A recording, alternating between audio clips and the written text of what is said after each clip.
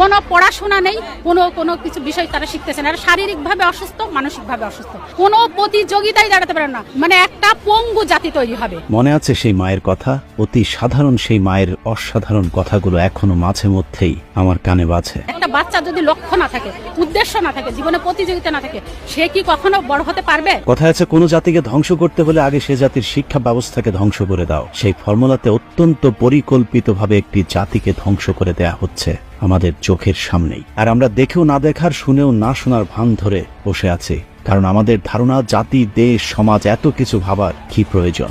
আমার পরিবার নিয়ে সুখে থাকলেই তো হলো। কিন্তু চাইলেই কি সুখে থাকা যায়? ঘুণে ধরা সমাজের উই পোকাগুলো একদিন আপনার পরিবারকেও কুড়ে কুড়ে খাবে।